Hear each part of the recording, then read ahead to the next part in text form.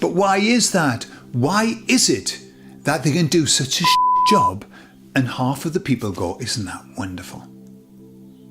Hello, you little Power Rangers and your Power Rangettes. How are you doing? I hope you're well. Today I'm talking about the alien invasion. And I'm talking about the afterlife as well. How about that for a fusion? I'll tell you all about it on the other side.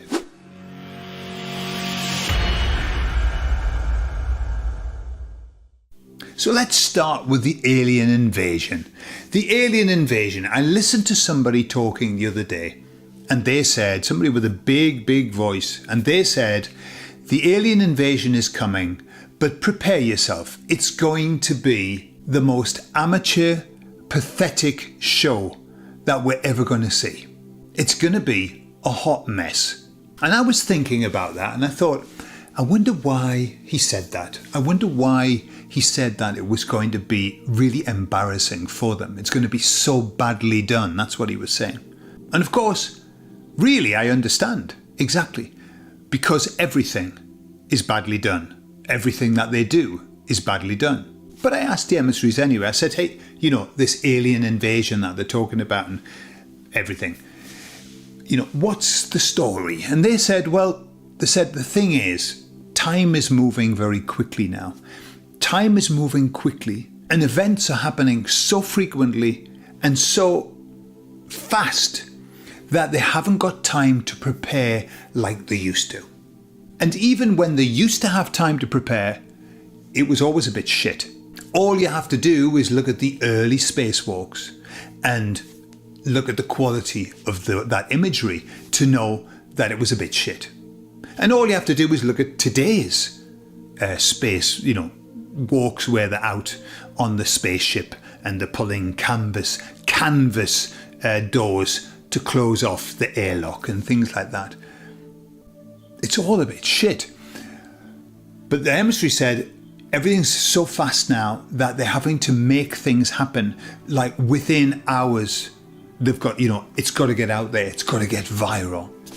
And so they said they're not able to really fine tune stuff. It just comes out the way it comes out. And this is why, you know, the keyboard warriors, as they're called, within like 5 minutes of something coming out, it's pulled to pieces. I mean, there are so many loose ends. It's rubbish what they're doing. And of course, we see it, you know, that's got no shadow on a leg and he's pulling a string here and there's a rat running along the spaceship.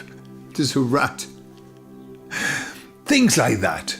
And we enter into our conspiranoidal Tourette's and we want to go, but look. And other people are like this. Isn't it amazing? Isn't it amazing what we can do these days? It's just incredible.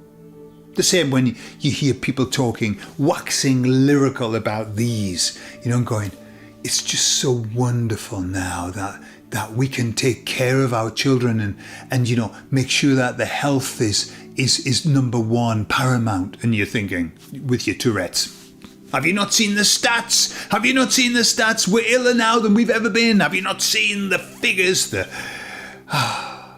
But why is that? Why is it that they can do such a shit job and half of the people go, isn't that wonderful? And that's just because of hypnosis. It's because of hypnosis. When people are in hypnosis, like what they are, by the way, we're all in hypnosis, just some people are in different types of trance, okay? The sleeping people are in a very deep state of hypnagogy, whatever that word is. They are able to see things that we can't see. So when we see something so obviously bad that we've got to shout it out, what they see is something absolutely good, something completely plausible, something totally believable, because they're in deep hypnosis and they've got no intention of coming out. And you might say to yourself, wait a minute, what do you mean they've got no intention of coming out? Can you just keep yourself in hypnosis? Yes, you can.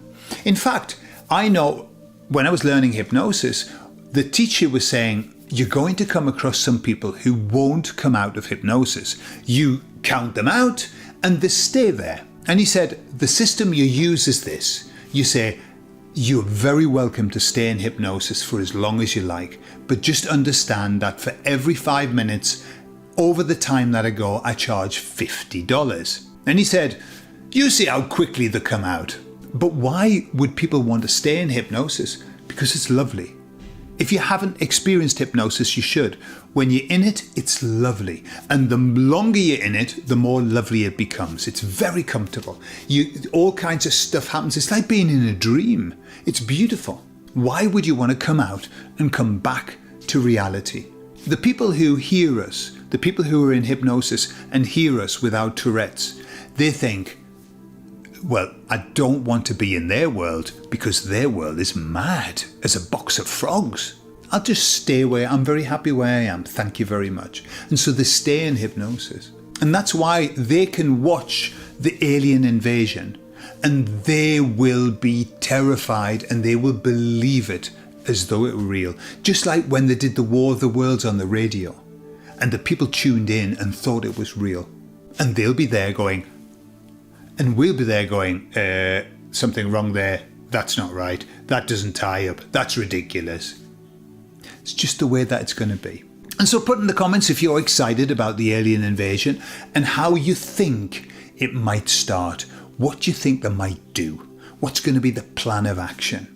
And now let's move on to the afterlife. Somebody put in the comments, you haven't talked about the afterlife. Right? And I was thinking, oh, I don't know whether I'd said that I was going to talk about the afterlife. But anyway, it inspired me to ask the emissaries, tell me about the afterlife, right? And their first answer was, which one? Okay, which made me laugh a lot because I was thinking, all right, hang on a minute. What do you mean, which one? Isn't there only one afterlife? No, according to them. But they said they give me these 3 categories. And they said, there are the beings who are locked into the karmic cycle here. So they said the afterlife for them is to go to the place, sometimes to a little bit of healing, and then to the place where they then make plans to come back. Yeah. So their afterlife is a place of planning and structuring and everything. I think it must be very complex, but that's one of the afterlives that we go. Those who are in karmic cycle. I believe I'm in the karmic cycle. I believe it, but I don't know. Could be wrong. And then they said that there's an afterlife for the beings who have come down here as a one-off to help us and who are not locked into the karmic cycle. And they said that the afterlife for them is a little bit of trauma therapy. You see the pattern. Everybody who comes off the earth has to have a bit of trauma therapy, a bit of healing. And then they said, then they go on to do either the job that they were doing before they got recruited into coming here. Poor souls, poor things. Honestly, I feel so sorry for them. You know, the karmic cycle people, we're hardy. Look at my muscles, my psychic muscles. We're hardy. We've been here, we've seen this shit before. But imagine a soul coming down. You know, imagine you're just sitting, doing your job up in heaven. La la, with a quill. You've got a quill and you're writing like nice things. You know, God is love. Everything is love. Love is love. And somebody comes in and goes, I wonder, could I ask for a little bit of help? And of course, they go, of course, brother or sister. Of course, I'm here to help. We just need a few souls to go down to the earth, incarnate in the earth. You won't be locked into the karmic cycle. Don't worry about that. And we just want you to go there just so that you give off your beautiful energy and it'll just help to raise the vibration. The person goes, all right then. Not having had any experience of that realm. They've heard chatter. They've heard chatter in the corridors of heaven, but they haven't had experience and think, well, you know, what could be so bad about that? And then they come. And then they come and they get the fucking biggest shock of their life. They are overwhelmed. They're like, what? Depression, sadness, everything. Well, they're the ones, when they leave, they have to have a little bit of help, a little bit of cleaning, a bit of therapy, and then they go back to the job. You can just imagine them going back to heaven going, God is love, do not ever go to Earth. Like leaving little messages for anybody who might have the job after them. Do not say yes to go to Earth. We're fine with it, but I'm sure that it causes a bit of a stir in their lives. And then they said, then we've got, because I asked them, I said, so what about ghosts? What about the ghosts? Because they're still here. They've gone passed on and they're still here. The emissary said the ghost situation is because quite often these people have died in very traumatic experiences, very fast experiences, and ones that they weren't ready for. And they said that they deny the death. They don't believe that they're dead. They don't believe that they've gone over. And so they stay here. And they said, and quite often they stay here and they're very angry, they're very, very upset, and hence the fact that you get these experiences that people have that are not always good with ghosts. And that's just because they're very, very upset. I said, so what happens to them? How do they get sorted? And they said, well, they're going through a process of denial and anger and depression. And I said, whoa, it's the loss process. And they said, that's right, it's just the loss process. And so once they accept that they're not alive, and hey, how many times have we seen that in films? Once they accept that they're not alive, then they can pass over and everything's beautiful. But they said, it sometimes takes time. It takes time for them to realise. Can you remember, have you seen the film The Others with Nicole Kidman? That's that story, isn't it? Of them believing that people who moved into the house and they believed they were ghosts or whatever, and then they found out that they were. Like the other film with Bruce Willis, where he's helping a child, and then he finds out that he's dead. So there you are. So if you have apparitions, if you have a bit of poltergeist carry on in your home, just keep telling them, just say, you do know that you're dead, don't you? Just keep repeating it. They might get upset. They go, how dare you? They might be living in denial, like the people who are asleep in hypnosis in denial. How very dare you? They might get really angry. Maybe, actually, thinking about it, probably best not to. Let them just work it out for themselves.